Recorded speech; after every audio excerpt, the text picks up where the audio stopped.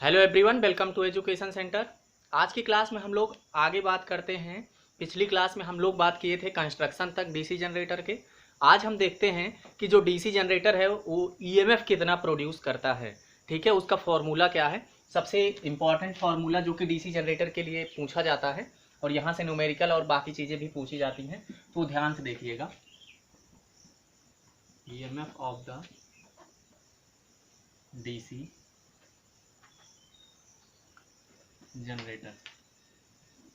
ठीक है, ईएमएफ का मतलब जानते ही हो आप, विद्युत वाहक बल। विद्युत वाहक बल, ठीक है, वो जो डीसी जनरेटर जनरेट करके दिया है, ठीक है, उसका फॉर्मूला आप ध्यान रखना बस, सिर्फ बाकी परेशानी की कोई दिक्कत नहीं है। ठीक है, बाकी के लिए टेंशन नहीं लेना है। 5Z/P डिवाइडेड बाई 60A, ये रट लो। ठीक है, जैसे भी पॉसिबल है इसको याद कर लो। ठीक है, फिर हम इस पे देखते हैं। फाई क्या है। फाई जो है आपका फ्लक्स पर पोल है। क्या है? फ्लक्स पर पोल। मतलब एक ध्रुव के लिए, एक ध्रुव में एक ध्रुव कितना फ्लक्स बना रहा है, कितना फ्लक्स वहाँ से निकल रही है, वही उसका फ्लक्स हो जाता है। ठीक है, और इसका जो यूनिट होता है वो क्या होता है? वेबर होता है। ठीक है, वेबर, ये भी ध्यान में रखना है आपको। ठीक है, जेड क्या है? जेड क्या है? नंबर ऑफ कंडक्टर है। ठीक है, means number of armature conductor आप लिख सकते हो। ठीक है, आर्मेचर चालकों की संख्या है हिंदी में। आर्मेचर चालकों की संख्या। ठीक है, नेक्स्ट आपके पास एन दिख रहा है। एन आपका हो जाता है स्पीड, स्पीड ऑफ आर्मेचर,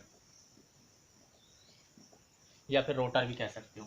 ठीक है, मीन्स ये आप कह सकते हो रोटर के घूर्णनों की संख्या।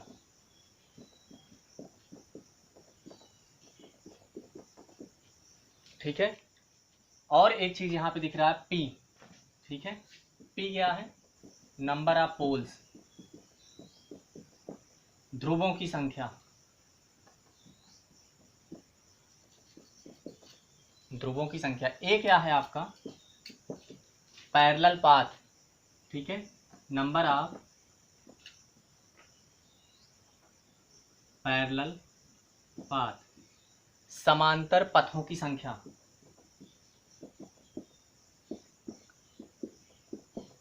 पथों की संख्या। अब ध्यान से देखिएगा कि जो ये समांतर पथ होते हैं ये वाइंडिंग के ऊपर डिपेंडेंट होते हैं। जो रोटर में जो आर्मेचर की वाइंडिंग की जाती है वो दो तरीके से की जाती है। एक तो लैप वाइंडिंग होती है और एक वेव वाइंडिंग। पिछली क्लास में इस चीज़ को आपने देख लिया था। जो लैप वाइंडिंग होता है वहाँ पे हमने लिखाया था ए बराबर पी। ए बराबर पी, ए आपका क्या था? नंबर ऑफ पैरेलल पाथ, समांतर पथों की संख्या थी, और नंबर ऑफ पोल्स के बराबर थी कि जितने नंबर ऑफ पोल्स होंगे उतने ही समांतर पथ होंगे। लेकिन वेव के लिए हमने हमेशा के लिए बोला है कि आपको ध्यान रखना है 2। ठीक है, कि जो वेव वाइंडिंग होगी, ठीक है, वेव वाइंडिंग के लिए समांतर पथों की संख्या कितनी होगी? 2 होगी। ये बात आपको ध्यान में रखनी है। पी ध्रुवों की संख्या, तो ए बराबर 2 हो जाएगा और ए बराबर पी हो जाएगा। ठीक है, समांतर पथों की संख्या। अब बात करते हैं यहाँ पे फ्लक्स। फ्लक्स की यूनिट हमने बता दिया, वेबर है। फ्लक्स कहाँ से बनता है? ये जो आपका ध्रुव है एन और एस, यहाँ से जो जितने नंबर ऑफ लाइंस होती हैं वही उसकी फ्लक्स की संख्या होती है। तो फ्लक्स पर पोल, ठीक है, एक पोल पे कितनी नंबर ऑफ फ्लक्स है वही उसका हो जाता है फाई। ठीक है, इसकी यूनिट बता दी है, वेबर होती है। ठीक है, ये फॉर्मूला आपको ध्यान में रखना है, बाकी चीज़ें आगे देखो। एक और चीज़ देखना इसमें, जो ईएमएफ का हमने फॉर्मूला लिखा है वो क्या है? ईएमएफ ईजी लिख सकते हो या भी ई भी लिख सकते हो। ठीक है, केवल ई भी लिख सकते हो। ठीक है, ई भी लिख सकते हो। E for G for generator है ना, मीन्स ईएमएफ फॉर जनरेटर के लिए अगर हम बात करें थे तो हमने क्या लिखा था formula? 5Z/N/P P divided by 60A, यही लिखा था। अब देखो क्या करना है कि हमें एक रिलेशन देखना है कि बाकी चीज़ें अगर कांस्टेंट हैं, सिर्फ फाई के हिसाब से देखा जाए तो केस नंबर 1, यदि Z/N/P एंड A स्थिर रहें, स्थिर मतलब कांस्टेंट रहें, स्थिर रहें, तब देखो यहाँ पे क्या दिखेगा, Eg प्रोपोर्शनल टू, जितने स्थिर हैं उनको भूल जाओ आप, ठीक है, बचा क्या फाई, वही प्रोपोर्शनल लगा दो फाई के।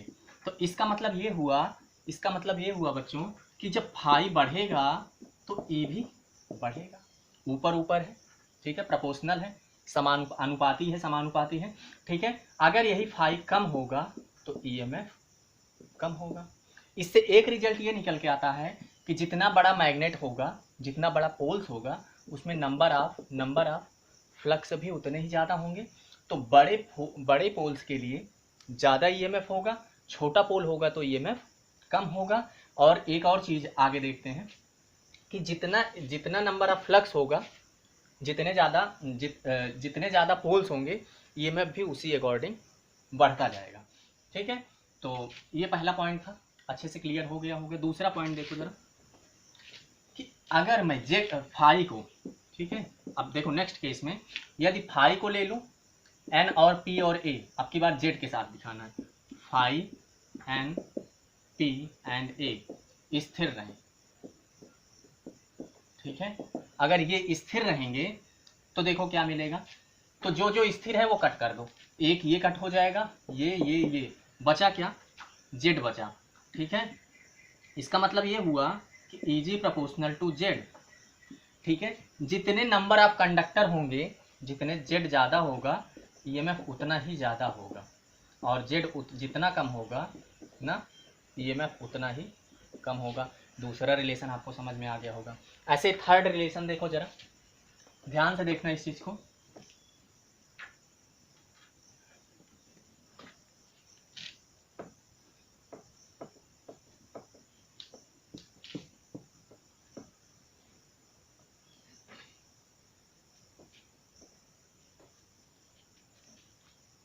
ठीक है, तीसरा अगर हम मान लेते हैं केस थर्ड में कि अगर हमारा फाई भी, जेड भी, पी एंड ए, ये सारे के सारे क्या हैं, कांस्टेंट है, स्थिर है मतलब,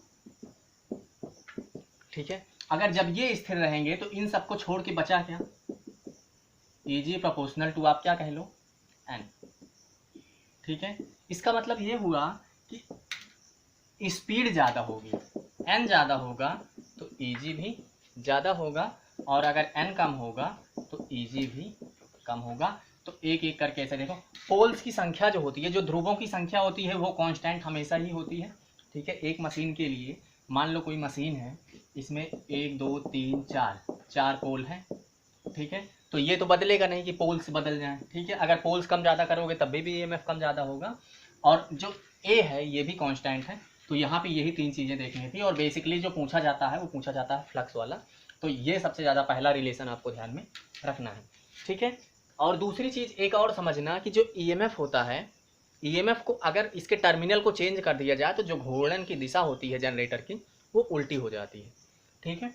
मीन्स अगर स्पीड को आप उल्टा कर देते हो तब ईएमएफ का पोलैरिटी भी अपोजिट हो जाएगा। दोनों एक दूसरे से रिलेटेड हैं, कि अगर पोलैरिटी अपोजिट करते हो तो दिशा बदल जाएगी। अगर जैसे मान लो ये प्लस है, ये माइनस है, तब जनरेटर की स्पीड क्या है, ऐसे क्लॉकवाइज है। और जब ये ही उल्टा कर दो, यहाँ पे माइनस कर दो और यहाँ पे प्लस, तो ये जो घूम रहा था जनरेटर वो इस तरीके से घूमेगा। इतनी बात आपको समझ में आ गई, ठीक है। तो दिशा से समझ में आ गया होगा। जो ईजी है यही ईएमएफ जनरेट करता है जनरेटर, ये भी बात आपको ध्यान में रखनी है। ईजी का मात्रक क्या होता है, वोल्ट होता है। ईजी का मतलब जनरेटेड वोल्टेज, ठीक है। और ईएमएफ का मतलब ये भी जानते हो आप क्या, इलेक्ट्रोमोटिव फोर्स। और ईएमएफ जो जनरेट करता है उसी को हमने ईजी लिखा था, ठीक है। तो अब हम बात करते हैं आगे, कंस्ट्रक्शन भी हो गया, फॉर्मूला भी हो गया, ये बहुत ज़्यादा महत्वपूर्ण था, ठीक है। अब जो बात करनी है हमको, ये बात करनी है टाइप्स ऑफ जनरेटर की, टाइप्स ऑफ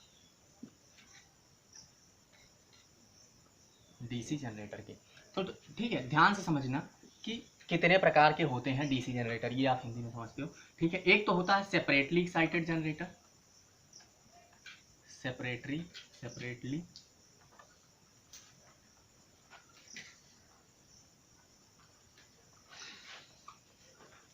ठीक है। और एक होता है self excited generator,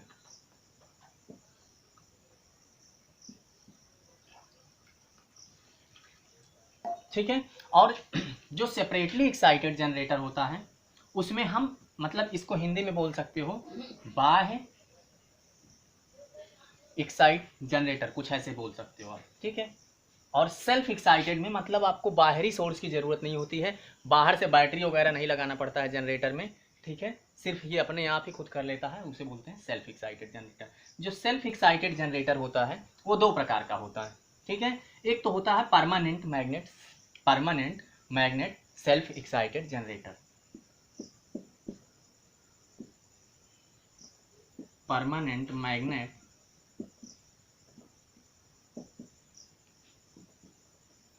self excited generator. और एक होता है आपका इलेक्ट्रोमैग्नेटिक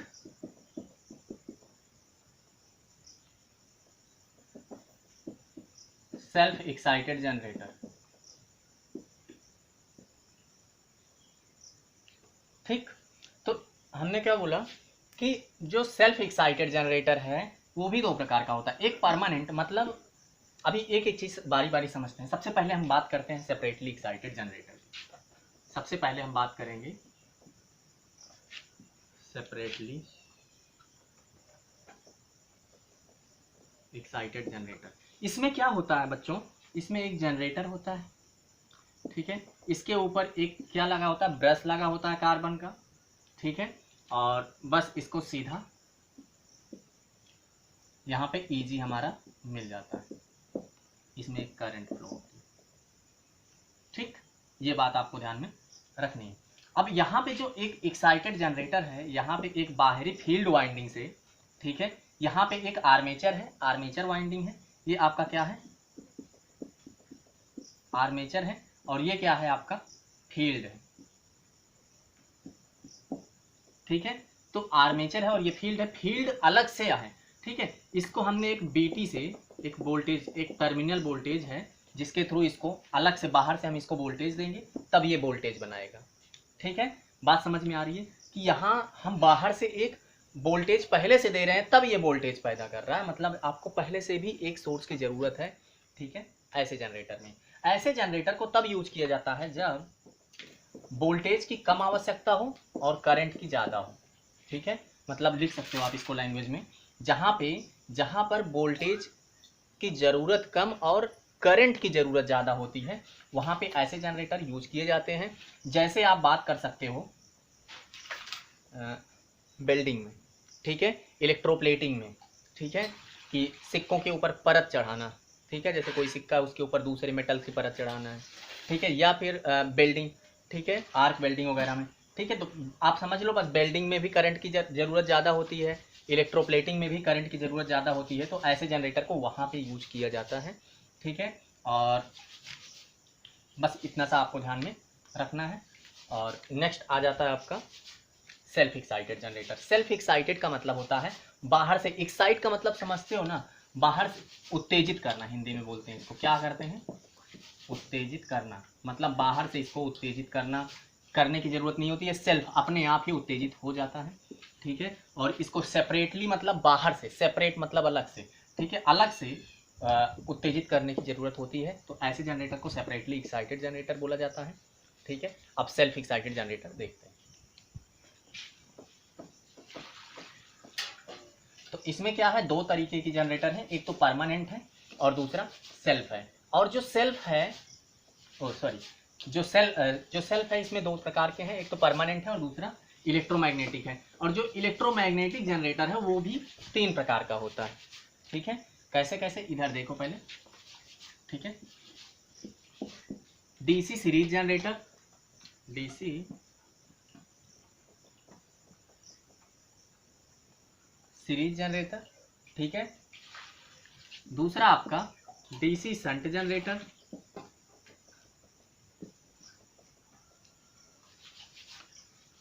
ठीक है, और DC compound generator, DC compound generator.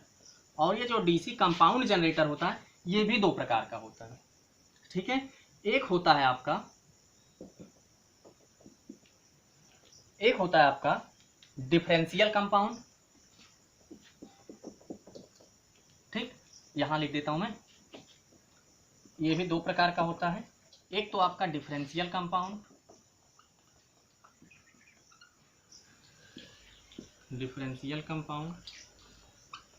और दूसरा होता है cumulative compound.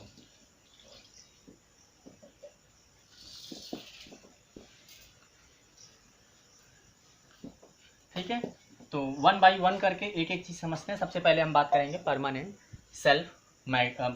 Magnet self excited generator. इसके लिए बिल्कुल छोटी सी चीज समझना कि जो एक्साइट करने वाला जो सोर्स है, ये ऊपर से मान लो ये है, हमने कंस्ट्रक्शन यही बनाया था ना भाई, ये ठीक है। तो ये किस चीज का बना है, इसके चारों तरफ ये वाला पार्ट पूरा जो है, ये पोल्स लेके, ठीक है, ये किस चीज का है, परमानेंट मैग्नेट का है। किसका है, चुंबक का है। ठीक है, परमानेंट मैग्नेट का बनाया ही जाता है। ठीक है, परमानेंट मैग्नेट का है। तो रोटर पे जो फ्लक्स आती है वही कट करना होता है। तो यहाँ से जो ईएमएफ बनता है, इसको अलग से सोर्स की जरूरत नहीं पड़ती है। ठीक है, ये अपने आप ही जनरेट करता है इलेक्ट्रिसिटी। ठीक है, तो जैसे ज़्यादा बड़ा साइज का चुंबक लगाएंगे तो ज़्यादा इलेक्ट्रिसिटी, और कम छोटे चुंबक के लिए छोटा। तो बेसिकली ये छोटे के लिए ही यूज किया जाता है। ठीक है, अब नेक्स्ट बात करते हैं जो बहुत ज़्यादा इंपॉर्टेंट है, आपका इलेक्ट्रोमैग्नेटिक सेल्फ एक्साइटेड जनरेटर। ठीक है, तो इसमें कई सारे पार्ट हैं, हमने देखा कितने, 3 तो ये हैं और एक का 2 और पार्ट हैं। तो ये वन बाय वन देखो फटाफट।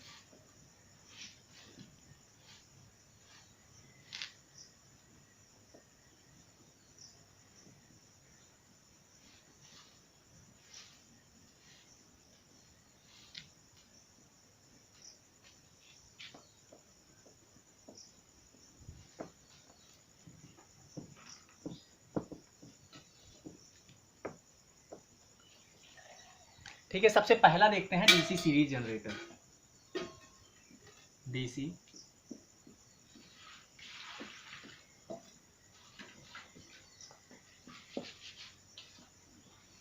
ठीक है, डीसी सीरीज जनरेटर। इसमें क्या होता है बच्चों, इसमें सिर्फ ये लगा होता है आपका आर्मेचर, इसके ऊपर ब्रशेस लगे होते हैं, इसमें एक रेजिस्टेंस लगा होता है जिसको आर्मेचर रेजिस्टेंस RA बोलते हो। इसकी वैल्यू भी लेस देन 1 ओम से होती है, मतलब 1 ओम से कम ही होती है। तो कहीं कहीं 0.5 ओम ही लिखा जाता है, लेकिन इसका जो स्टैंडर्डाइज्ड वैल्यू है, इसकी स्टैंडर्डाइज्ड वैल्यू है 1 या फिर 1 से कम। ठीक है, और यहाँ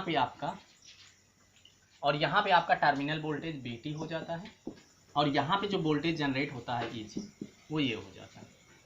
ठीक, तो जैसे यहाँ पे अगर हमें करना होगा, KVL लगाना होगा, ये क्या है आपका आर्मेचर है। ठीक है, और जनरेटर का आर्मेचर है, ये क्या है आपका ब्रश है। ठीक है, जहाँ से करंट निकलती है। ठीक है, ये बात आपको ध्यान में रखनी है।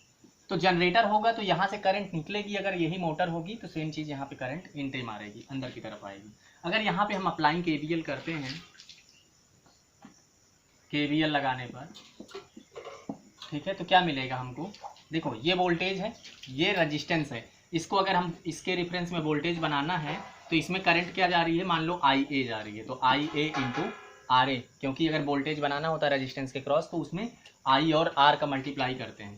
तो ये क्या हो जाएगा IA RA, और ये क्या हो जाएगा BT। अब ये माइनस से प्लस है और ये प्लस से माइनस होगा, रेजिस्टेंस हमेशा ड्रॉप होगा, और ये भी प्लस है और ये भी माइनस है।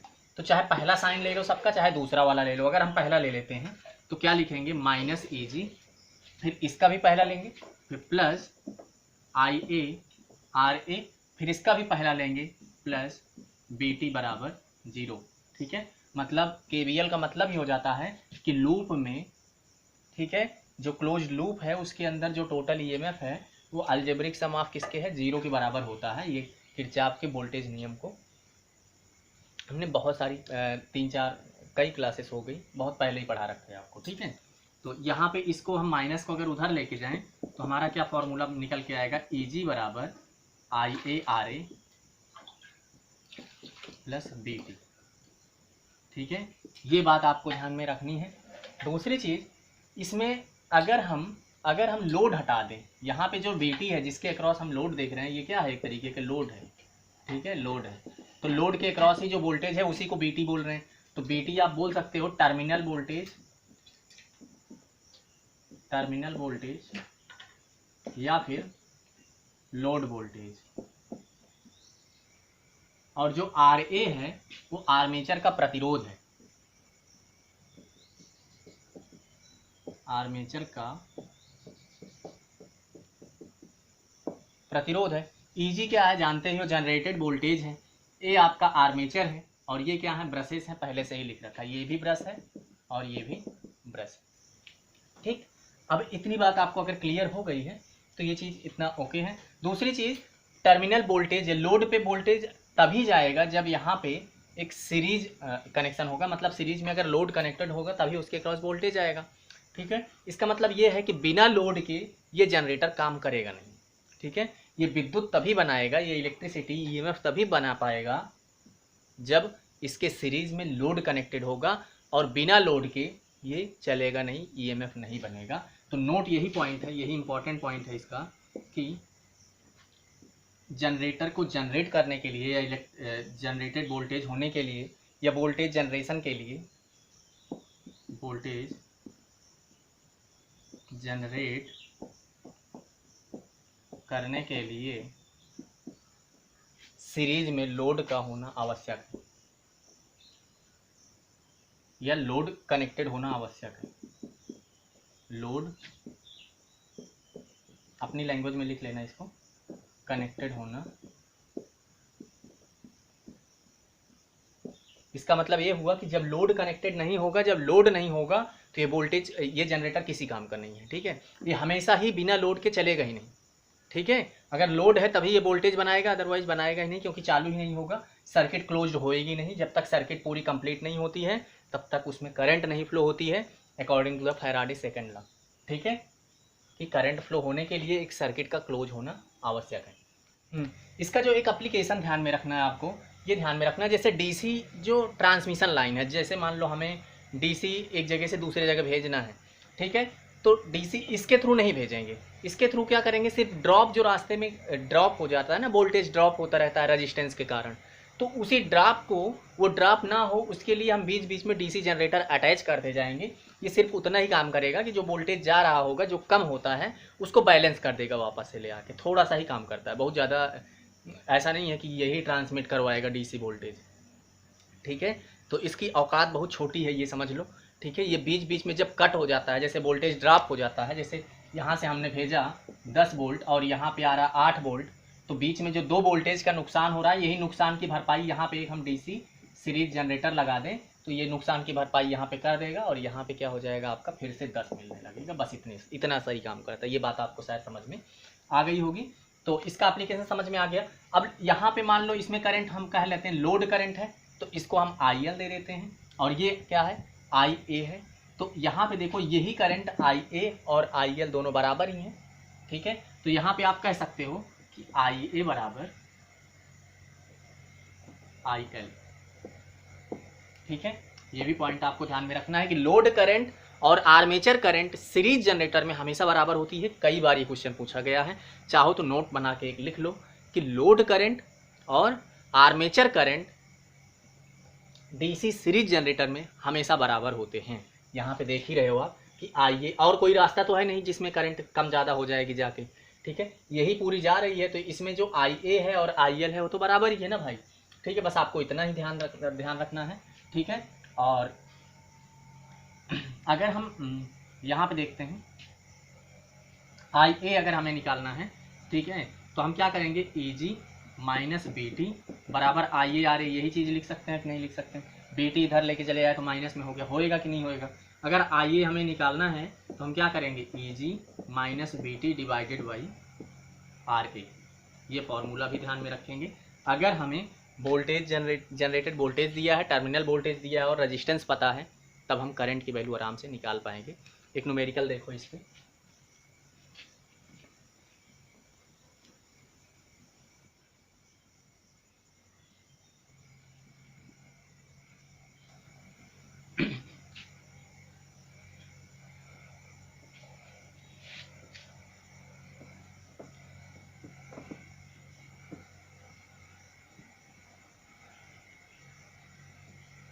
मान लो कि कोई एक जनरेटर है EG, ठीक है, इसके ऊपर एक ब्रश लगा है, फिर इसका एक हमने क्या कहा था, एक आर्मेचर रेजिस्टेंस भी होगा, ठीक है। मान लो एक और रेजिस्टेंस रास्ते में जो जा रहा है ना, उसमें एक रेजिस्टेंस है RSE, सीरीज रेजिस्टेंस, ठीक है। ये क्या है, श्रेणी क्रम में जो कनेक्टेड है वायर, उसका रेजिस्टेंस है।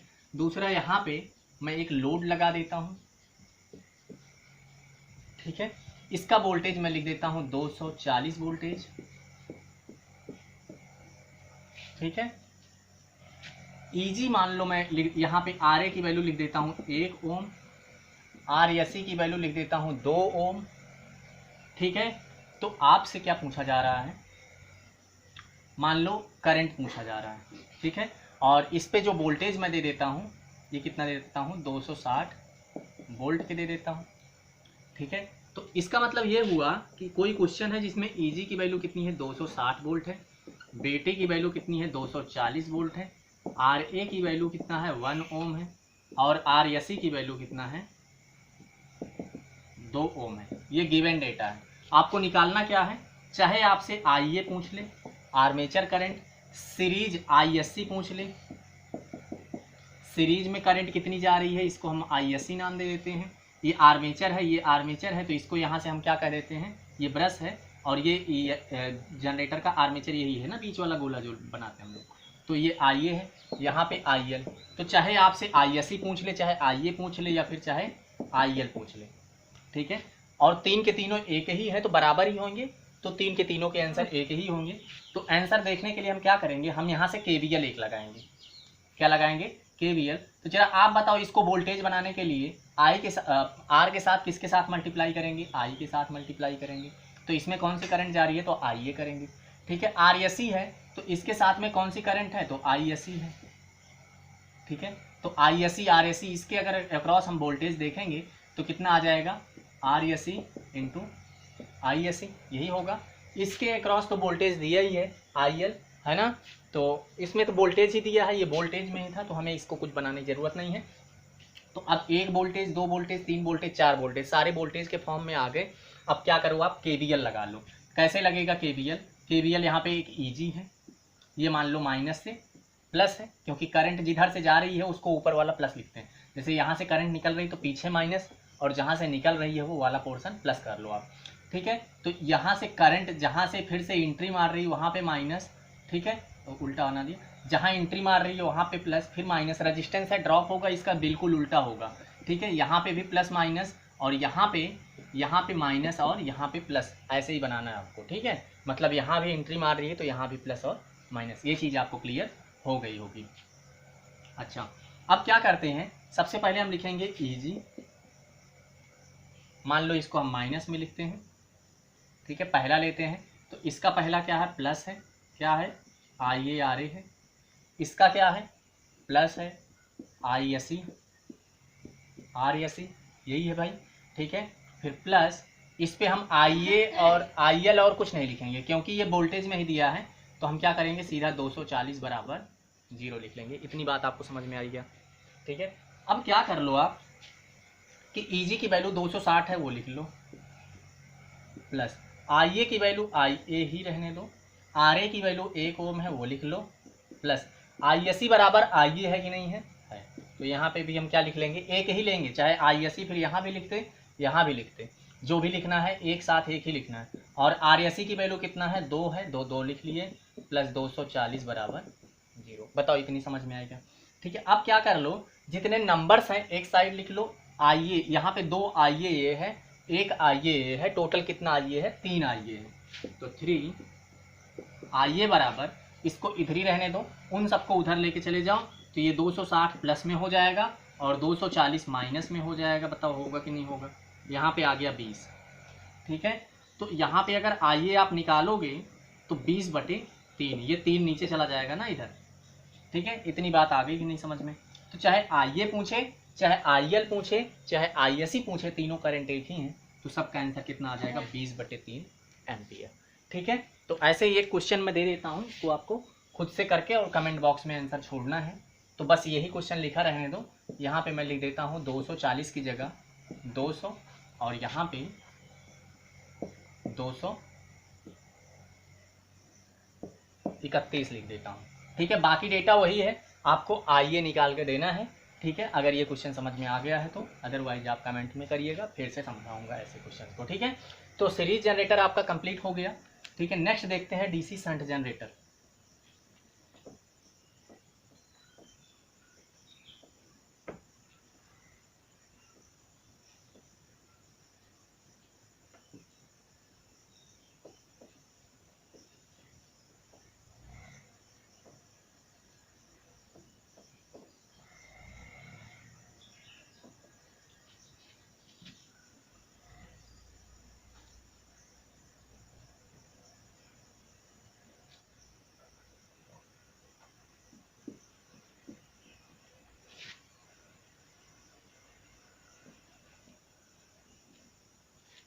ठीक है, शंट का मतलब ये हुआ कि देखो जैसे सीरीज बनता था वो जनरेटर पहले बना लो।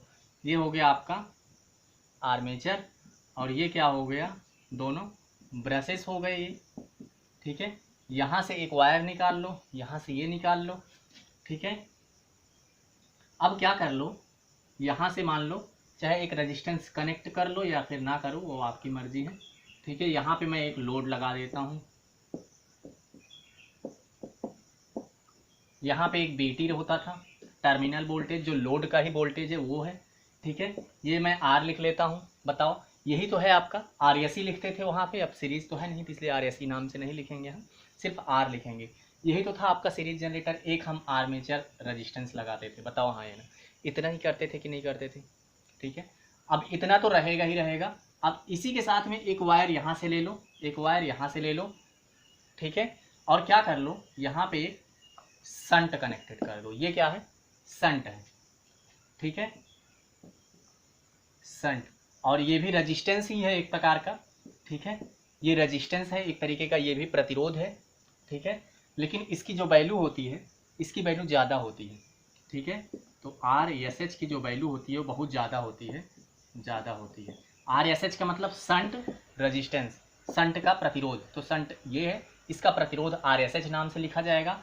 ठीक है, तो इसके अक्रॉस जो वोल्टेज होगा, ठीक है, ये क्या है आपका, यहाँ पे जो करंट जाएगी वो जाएगी आई ए। हाँ, इधर जो करंट जाएगी वो जाएगी आई एल। ठीक है, क्योंकि ये लोड है, ये लोड की तरफ जा रही है तो इसका नाम क्या दे दिया, आई एल। इधर क्या है, ये शंट है तो इसका नाम क्या दे दें, आई एस एच। बताओ ठीक है क्या, तीनों का नाम ठीक है क्या। और जनरेटर है तो वोल्टेज यहीं से, करंट यहीं से निकलेगी, तो ये जाएगी यहाँ पे मिलेगी, तो एक इधर चली जाएगी कुछ करंट इधर चली जाएगी। इतना क्लियर है क्या। ठीक है, अब इसी नोड पे देखते हैं, केसीएल लगाते हैं। तो केसीएल इस नोड पे लगाएंगे तो हम देखेंगे कि जो आई ए आ रहा है वही इन दोनों में बट रहा है, तो आई ए बराबर I S H plus I L होगा कि नहीं होगा। कैसे देख सकते हो, इनकमिंग को अगर प्लस लिया, जैसे मान लो ये आ रही है, एक इधर चली जा रही है, एक इधर आ रही है, तो इधर मान लो 100 होता, 100 एम्पियर होता, तो मान लो 50 इधर जाता तो 50 इधर जाता, तो इन दोनों को जोड़ने के बाद ही तो 100 आता ना। मतलब जितने आउट गोइंग है, जो बाहर की तरफ जा रहे हैं उनको जोड़ लो, जो अंदर की तरफ आ रहे हैं उनको जोड़ लो और बराबर कर लो। ठीक है, अब क्या करो यहाँ पे कि जो आई ए बराबर I L plus I S H, ये इंपॉर्टेंट है, ये रिलेशन आपको ध्यान में रखना है। लोड करंट है, शंट करंट है और आर्मेचर करंट है, ये बात आपको ध्यान में रखनी है। ठीक है, बहुत ज़्यादा महत्वपूर्ण है। नेक्स्ट देख लेते हैं कि ये भी सेल्फ जनरेटर है, सेल्फ एक्साइटेड, इसको भी अलग से जनरेटर की वोल्टेज की ज़रूरत नहीं होती एक्साइट करने के लिए। और यहाँ पे ये जो शंट होता है, इसमें जो वायर यूज़ किया जाता है बिल्कुल पतला पतला यूज़ किया जाता है। ठीक है, पतला पतला ऐसे रहता है, बहुत ज़्यादा पतला पतला रहता है और ऐसे रहता है, काफ़ी ज़्यादा नंबर ऑफ टर्न्स रहते हैं। जबकि जो सीरीज में रेजिस्टेंस लगा है, इसका जो वायर होता है ये मोटा होता है, मोटा वायर होता है। ठीक है, मोटा तार होता है। और ये यहाँ पे क्या लिखा है हमने, यहाँ पे लिख लो आप, पतला तार का बनाता है, पतला तार। ठीक है, और पतले तार का रेजिस्टेंस ज़्यादा होता है, मोटे तार का रेजिस्टेंस कम होता है। कैसे देखते हो, आर बराबर रोयल डिवाइडेड बाई ए, और ए क्या था, क्षेत्रफल था, तो क्षेत्रफल कम होने से रेजिस्टेंस ज़्यादा था और क्षेत्रफल ज़्यादा होने से रेजिस्टेंस कम, तो इसका क्षेत्रफल ज़्यादा होगा मोटे तार का ना भाई। ठीक है, तो यहाँ से भी आप समझ सकते हो। ठीक है, तो यहाँ पे जो नंबर ऑफ टर्न्स हैं, जो घुमाव हैं, वो बहुत कम है, ठीक है, मतलब ऐसे है 2-3 बार ये सीरीज वाले का, जबकि शंट वाले का बहुत ज़्यादा बार टर्न्स है, नंबर ऑफ टर्न्स, तो यहाँ पे प्रतिरोध बहुत ज़्यादा हो जाता है। जैसे अप्रॉक्सीमेट यहाँ पे 200 ओम लिख लो तो यहाँ पे 0.5 या 1 ओम ही होता है, ठीक है। तो आपको ये एक नोट पॉइंट ये रखना है कि जो RSH होता है वो हमेशा ही बड़ा होता है किससे, RA से। पहला पॉइंट ये ध्यान में रखना है कि शंट रेजिस्टेंस, शंट प्रतिरोध आर्मेचर प्रतिरोध से बहुत ज़्यादा होता है। एग्जाम्पल जैसे लिख लो यहाँ पे, ये 200 ओम है और ये क्या है, 1 ओम है, तो कितना अंतर है ना, बहुत ज़्यादा बड़ा। और करंट का रिलेशन भी आपने देख लिया। अब क्या कर लो कि एक KVL लगा के वोल्टेज करंट निकाल लो, या फिर कुछ भी निकालना है आपको निकाल सकते हो। देखो कैसे निकालेंगे। सबसे पहले इसका एप्लीकेशन देख लो, तो फिर एक न्यूमेरिकल लेके मैं इसको निकलवा देता हूँ, ठीक। इसका जो एप्लीकेशन है वो क्या है, एक तो एक्साइटर है, ठीक है, बैटरी चार्जिंग है,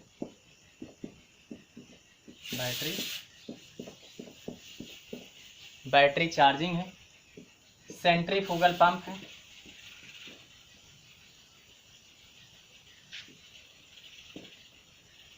ठीक है। बैटरी हो गई, एक्साइटर हो गया, चार्जिंग, बैटरी चार्जिंग हो गई, सेंट्रीफ्यूगल पंप हो गया, लोड लिफ्टिंग, मतलब कोई चीज़ उठाना है तब भी ये हो जाता है, हो गया इलेक्ट्रोप्लेटिंग वेल्डिंग हो गया,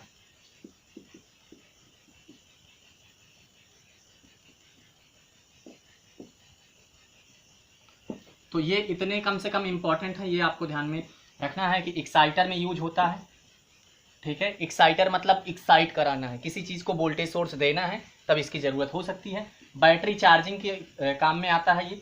सेंट्रीफ्यूगल पंप, जो सेंट्रीफ्यूगल पंप होता है, ठीक है, जो ऑटोमेटिक होता है, उसके साथ में ये जनरेटर लगाया जाता है, ठीक है।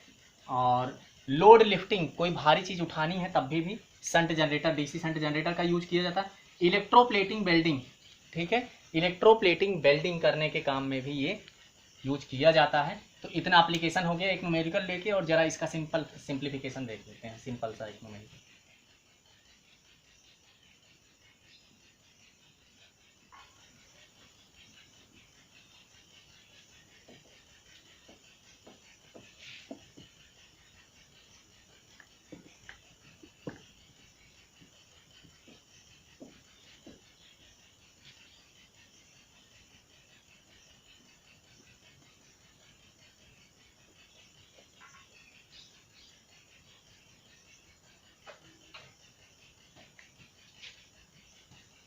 मान लो ये इसका आर्मेचर है,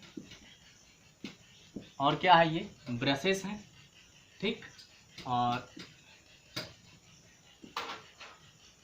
यहाँ पे एक RA है, और इधर ले हुआ RSH है, ठीक है, और यहाँ पे BT है, टर्मिनल वोल्टेज, मतलब इसके साथ में एक लोड कनेक्टेड है, उसी के अक्रॉस वोल्टेज पूछ रहा है, ठीक है। तो यहाँ पे एक आपका हो जाएगा EG, ठीक है, इसमें एक करंट जाएगी IA, इधर एक करंट जाएगी IL, इधर एक करंट जाएगी ISH। RSH की वैल्यू मान लो मैं 200 ओम मान लेता हूँ, RA की वैल्यू 1 ओम मान लेता हूँ, EG की वैल्यू मान लेता हूँ 240 वोल्ट मान लेता हूँ, ठीक है। इतनी बात आपको समझ में आ गई।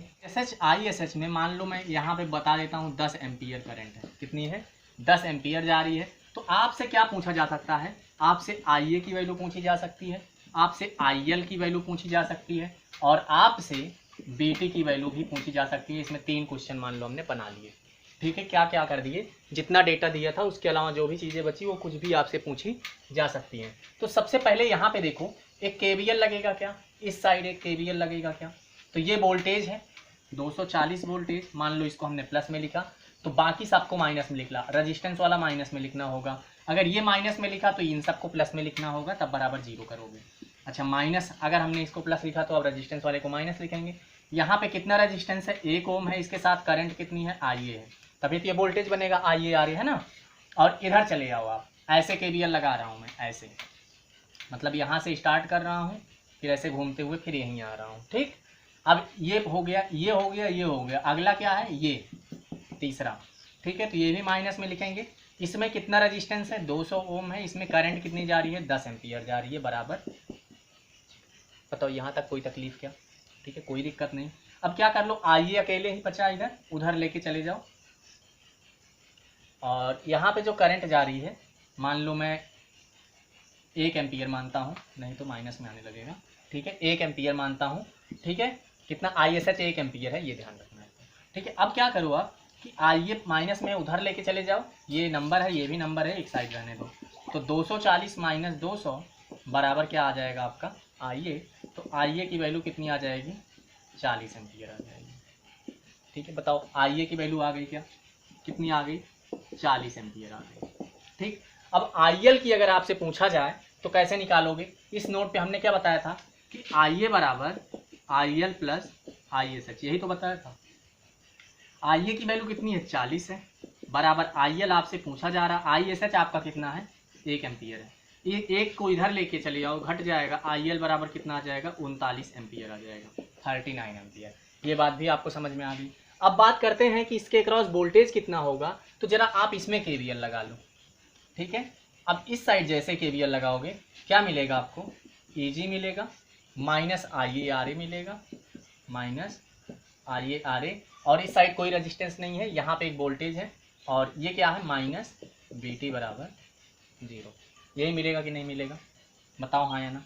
अब क्या करना है आपको, BT निकालना है, तो BT बराबर क्या हो जाएगा, BT उधर ले लो क्योंकि यही जो निकालना है, एक साइड लो गया।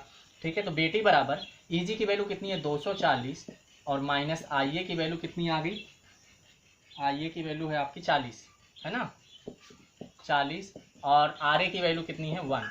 तो ये कितना हो जाएगा, 240 में से 40 गया, कितना आ गया, 200 वोल्ट, 200 वोल्ट। तो यहाँ पे VT की वैल्यू कितनी आ गई, 200 वोल्ट। ठीक है, तो ये बात आपको समझ में आ गई होगी। आई होप आपको सीरीज जनरेटर, शंट जनरेटर और permanent magnet DC generator, separately excited generator और EMF, आज इतने टॉपिक पढ़ाए हैं, आज ये सारे क्लियर हो गए होंगे। ठीक है, तो मिलते हैं नेक्स्ट क्लास में। अगर चैनल पे पहली बार आए हो, अच्छी लग रही हो क्लासेस, तो चैनल को सब्सक्राइब कर लीजिएगा। ठीक है, मिलते हैं नेक्स्ट क्लास में, तब तक के लिए थैंक यू सो मच।